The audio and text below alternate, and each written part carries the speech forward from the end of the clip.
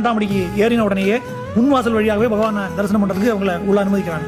இவங்க அங்க போய் நின்ன உடனே கரெக்டா அப்ப பூஜை முடிஞ்சு மேல்சாந்தி வரார். சங்கு தீர்த்தத்தை எடுத்து கரெக்டா இவங்க 3 பேர் மேலேயும் தெளிச்சு இவங்க கையில பிரசாதத்தை கொடுக்குறோம். இது நடந்த சம்பவம் அவர்கள் என்கிட்ட சொன்னது. அப்போ நம்ம இங்கிருந்து புறப்பட்டதுல இருந்து நடக்கக்கூடிய விஷயங்கள் அத்தனையும் பகவான் பார்த்து கொண்டு இருக்கிறான் அப்படிங்கிறதுல எந்த விதமான சந்தேகமும் இல்லை. மாலை நம்ம கழுத்துல விழுந்தாச்சு அப்படின்னாலே பகவான் நம்ம கூட இருக்கான்.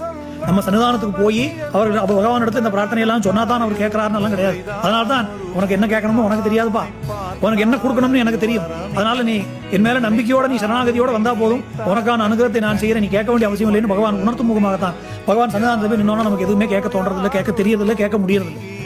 ஆனால் அந்த பகவான் சபரிமலையில சன்னிதானத்துக்குள்ள வெறும் ஒரு பஞ்சலோக விக்கிரகமாக அமர்ந்து கொண்டிருக்கவில்லை, ஒரு பக்தருக்குள்ளேயும் உயிரோடு அமர்ந்து கொண்டிருக்கிறான். எப்பெல்லாம் நம்ம மாலை போட்டிருக்கோமோ, எப்பெல்லாம் சுவாமியே சரணம் ஐயப்பாங்கிற நாமம் நம்முடைய வாயில் சரணகோஷம் வருகிறதோ அப்பெல்லாம் பகவான் நம்ம கூட இருக்கான். நம்ம செய்யக்கூடிய செயல்கள் எல்லாத்தையும் பார்க்கறான். வாயை திறந்து சொல்லலைனாலும் மனசுக்குள்ள இருக்கிற சிந்தனையை அவன் தெரிந்து கொள்கிறான். அதனால நமக்கு பண்ண வேண்டிய அனுகிரகத்தை அவன் பண்ணிக்கொண்டே இருக்கிறான். அதனால பகவானுடைய தரிசனம் அப்படிங்கறதான் இதுல மிகப்பெரிய அனுகிரகம். பாக்கி எல்லாம் அதோடைய சப்ளிமெண்ட் தான்.